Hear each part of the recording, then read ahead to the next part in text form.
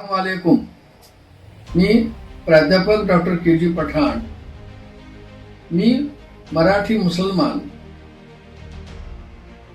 या चॅनलवर प्रथमताच आपल्याला भेटतोय. अशा प्रकारचं चॅनल सुरू करण्याच्या पाठीमागची भूमिका मला सांगायची आहे. गेल्या 40 वर्षापासून मी शिक्षण क्षेत्रात काम करत असताना मला एक प्रश्न असा पडतो की माझी मातृभाषा कोणती. अशा वेळेला माझ्या हे लक्षात असतं की मी 7वीला असताना माझ्या दाखल्यावर मातृभाषा म्हणून उर्दू असे लिहिलेले असते. वास्तविक पाहता उर्दू ही राष्ट्रभाषा नाही आणि उर्दू ही मातृभाषा असण्याची काहीही लक्षणं माझ्या आयुष्यामध्ये नाही. पण मी कोणती भाषा बोलतो? मी मराठी मिश्रित उर्दू भाषा बोलतो. जसं उदाहरणार्थ इधर से आन धप्पन पड्या हे पश्चिम महाराष्ट्रातील सगळ्याच मुस्लिम लोकांना माहिती आहे. आणखीन एक गोष्ट अशी, ज्या वेळेला मी लोकांच्या मध्ये संभाषण करतो त्यावेळेला एक सुशिक्षित सुसंस्कृत मुस्लिम नागरिक म्हणून मला बऱ्याच वेळेला अशी बेचैनी होते की मी इतका शुद्ध मराठी बोलत असताना सुद्धा माझ्या मुस्लिम बांधवांना ते थोडस आवडत नाही. असं म्हणा, आवडत नाही या अर्थानं की माझ्यासारख्या सुशिक्षित मुस्लिमांनी इतर लोकांना, इतर मुस्लिम बांधवांना माझी भावना कशी समजावून द्यायची हा माझ्यापुढे प्रश्न पडतो. म्हणून मी संपूर्ण माझ्या आयुष्यामध्ये एक अपवाद म्हणा, नेहमी मराठी भाषेतच माझ्या इतर मुस्लिम बांधवांशी बोलत असतो आणि त्यांना ते खटकतं.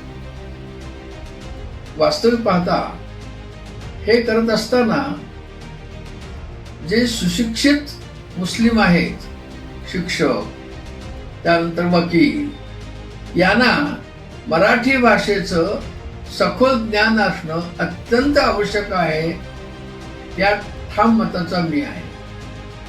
तर हे माझं ठाम मत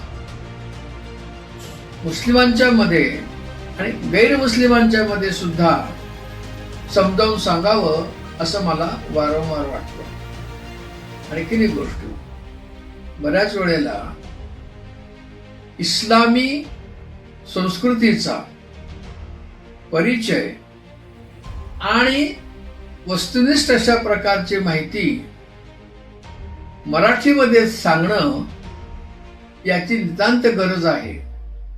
कारण मला माहिती आहे की बऱ्याचशा मुस्लिम लोकांना उर्दू येत नाही. त्यांना जर उर्दू येत नसेल आणि इंग्रजीचं ज्ञान अतिशय अपुर अशा प्रकारचं आहे, म्हणजे ज्याला आपण वर्किंग लँग्वेज असं म्हणतो, त्या मराठी भाषेचा मुस्लिम समाजामध्ये प्रचार आणि प्रसार करणं हे एक मला आद्य कर्तव्य आहे असं वाटतं. गेल्या 30 वर्षामध्ये मला माझ्या आयुष्यामध्ये मराठी भाषिक सुसंस्कृत मुस्लिम मिळाला तर खूपच त्या ठिकाणी आनंद होतो. तर हा जो भाषिक विसंवाद आहे तो विसंवाद समजावून सांगण्याच्या दृष्टिकोनातून मी या चॅनलमध्ये त्या ठिकाणी प्रयत्न करत असतो.